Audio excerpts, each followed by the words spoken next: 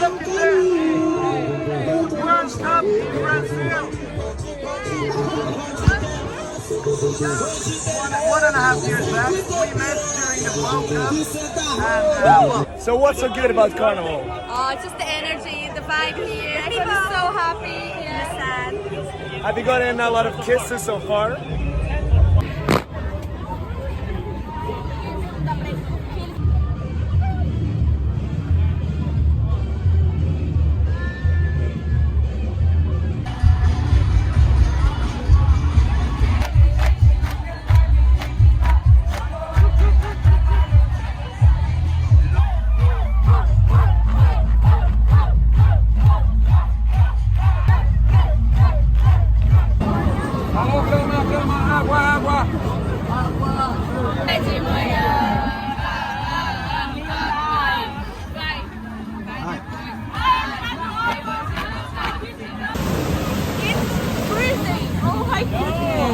Supposed to be freezing.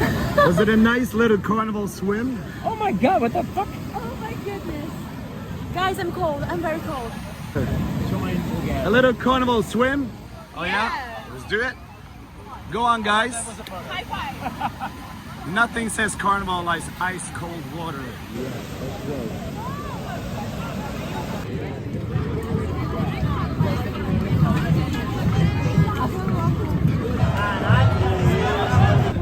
Here's a happy girl.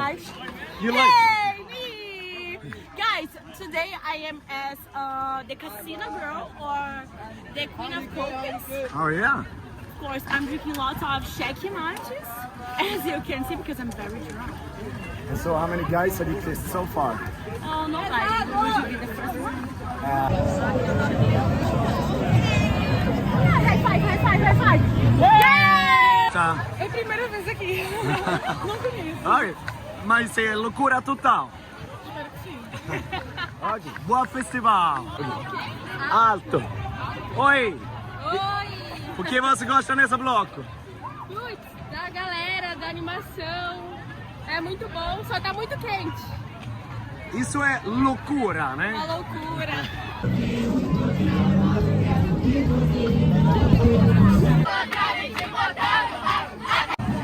Tira da frente, leva pra lá.